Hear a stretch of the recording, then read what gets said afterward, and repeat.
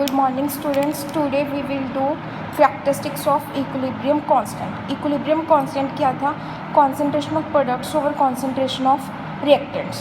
तो ये जो constant है equilibrium constant वो applicable होता है तब जब concentration of reactants is equal to concentration of products. अगर equal नहीं है तो हम क्या लेते हैं Q, that is the reaction quotient. से जो K है वो independent होता है initial value of the concentration of the reactants. Reaction में अगर रिएक्टेंट्स की कुछ भी कॉन्सेंट्रेशन है तो जो के है उस पर डिपेंड नहीं करता. के की जो होती है डेफिनेट वैल्यू होती है हर एक रिएक्शन के लिए. जैसे H2 + I2 गिव्स 2HI. इसके लिए हमारे पास के की वैल्यू हमेशा फिक्स रहेगी, दैट इज़ 48. अगर यही रिएक्शन रिवर्सिबल हो जाए तो के की वैल्यू क्या हो जाएगी? जैसे 2HI converted into H2 + I2. अगर आप इसका के लिख के देखोगे तो क्या हो जाएगा? K is equal to H2/I2/HI, that is the opposite of K. तो इसको हम किससे डिनोट कर लेते हैं? K रिवर्सिबल को K dash, that is equal to 1/K. तो इसकी वैल्यू क्या हो जाएगी? 1/48. और fifth point, K is the independent of the catalyst. Catalyst पे डिपेंड नहीं करता. कैटलिस्ट क्या होता है? Any substance that increase the rate of reaction without changing its own state. Catalyst में खुद कोई चेंज नहीं आती बट जो ये रेट ऑफ रिएक्शन इंक्रीज़ कर देता है बट इक्विलिब्रियम पे कोई इफेक्ट नहीं करता. इक्विलिब्रियम पे इफेक्ट नहीं करता तो इक्विलिब्रियम कांस्टेंट की वैल्यू को भी इफेक्ट नहीं करेगा. नेक्स्ट है equation, equilibrium constant and chemical equations. जैसे हम इसको एक एग्जाम्पल के साथ इसकी सारी कंडीशंस करेंगे. हमने जैसे एग्जाम्पल ले ली +H2I2 गिव्स 2HI. इसके लिए हमें के पता है कितना है 48. अगर हम इसको लिखेंगे तो कैसे लिखेंगे? HI जो इसके आगे कोफिशिएंट्स होते हैं वो टर्म पावर में चले जाते हैं H2/I2. अब अगर हम इसका रिवर्स रिएक्शन कंसीडर करें जैसे हमने पहले भी किया था तो K डैश क्या हो जाएगा? 1/K. आप इस तरह से उसकी K की वैल्यू लिख के भी देख सकते हो. आप यहाँ से पता चल रहा है ना कि इसका रेसिप्रोकल है तो ये क्या हो जाता है? 1/K.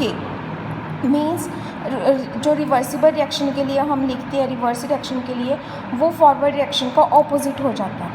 नेक्स्ट है अगर हम इक्वेशन को किसी भी डिजिट से मल्टीप्लाई करते हैं, फॉर एग्जांपल हमने 2 से मल्टीप्लाई किया तो यहाँ साइड जगह 2 आ गया. तो जो K डैश है हमारे पास न्यू इक्विलिब्रियम है K डबल डैश वो क्या हो जाएगा? K raise to power that coefficient जिससे हम मल्टीप्लाई कर रहे हैं. जैसे डिवाइड इक्वेशन बाई 2 तो आप इसको एक में ही कर सकते हो कि हम लिखने में 2 आ जाएगा डिवाइड एंड मल्टीप्लाई, बट ध्यान में क्या रखना है? पावर. यहाँ पे हम मान लो हाफ से 2 से डिवाइड कर रहे हैं मीन्स हाफ से मल्टीप्लाई कर रहे हैं तो K raise to power half. Next है रिएक्शन टेक्स प्लेस. अगर रिएक्शन है कोई भी रिएक्शन 2 स्टेप्स में हो रही है उसके लिए हमें अलग एग्जांपल लेनी पड़ेगी. H2SO4 gives H positive + HSO4 negative. तो यहाँ पे इस रिएक्शन के लिए K1 आ जाएगा. फिर इसका second part HSO4 negative gives H positive + SO4 2 negative. इसके लिए हमारे पास K2 आ जाएगा. तो जो पूरी रिएक्शन का K होगा वो क्या होगा? K is equal to multiply of the rate equilibrium constant of first reaction into equilibrium constant for second reaction means K1 into K2. अगर 3 स्टेप्स में हो रही है तो K1 K2 into K3 and so on. Next है applications of the equilibrium constant. First है जो equilibrium constant से हमें पता चलता है कि रिएक्शन कितनी कंप्लीट हो गई. उसको हम रिएक्शन कंप्लीशन को क्या बोलते हैं? Extent of the reaction. K is directly proportional to the extent of the reaction. अगर K की वैल्यू 10⁻³ से ग्रेटर है तो एक्सटेंट रिएक्शन का क्या है? लार्ज है. तो रिएक्शन कंप्लीट रिएक्शन भी हो सकती है.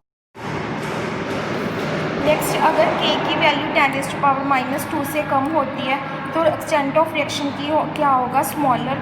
तो प्रोडक्ट्स बहुत मिनिमम अमाउंट में बनेंगे. अगर रेट ऑफ रिएक्शन क्या है? 10⁻³ टू 10⁻³ के इन बिटवीन है तो appreciable amount of products and reactants होगा मीन्स इक्विलिब्रियम में ही रहेगी रिएक्शन. नेक्स्ट है इससे हमें डायरेक्शन ऑफ द रिएक्शन पता चलता है. कैसे?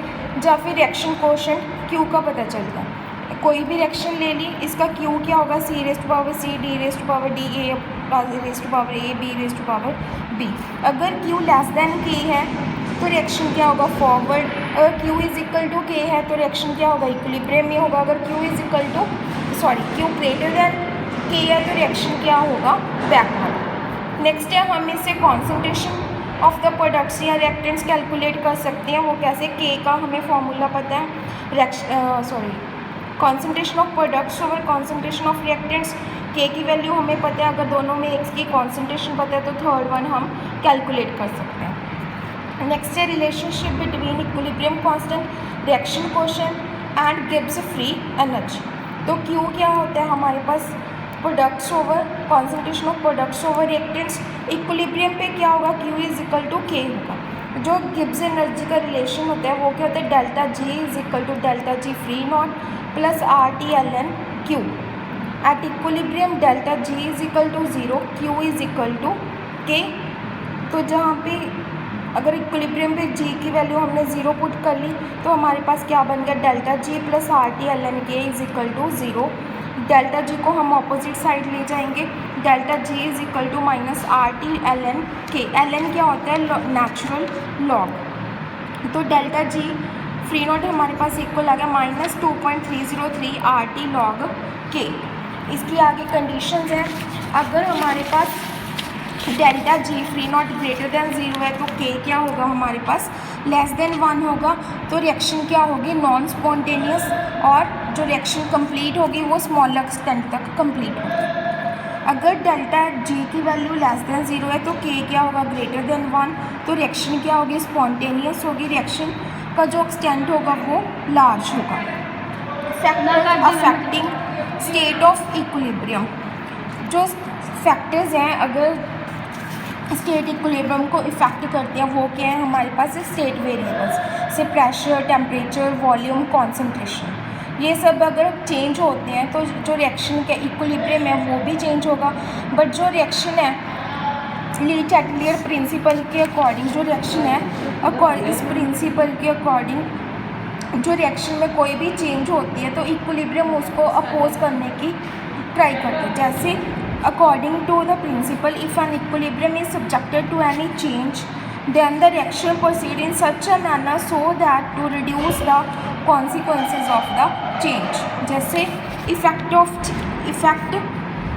change in concentration, nitrogen plus hydrogen gives ammonia. तो K की वैल्यू क्या होगी ammonia upon nitrogen upon hydrogen. ठीक है, अगर हमने नाइट्रोजन की वैल्यू इंक्रीज़ कर दी, मतलब कॉन्सेंट्रेशन ऑफ नाइट्रोजन हमने इंक्रीज़ कर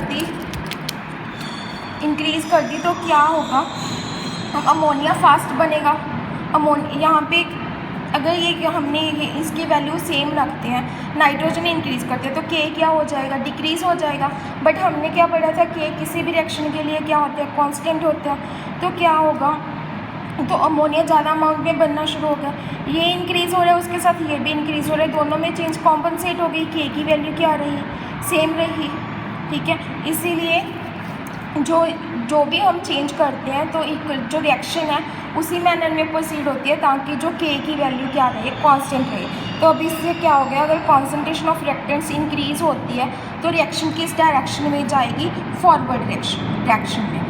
नेक्स्ट है इफेक्ट ऑफ टेम्परेचर अगर हम कोई एक्सोथर्मिक रिएक्शन ले रहे हैं R गिव्स प्रोडक्ट्स, एक्सोथर्मिक है तो बैकवर्ड रिएक्शन क्या हो जाएगी एंडोथर्मिक।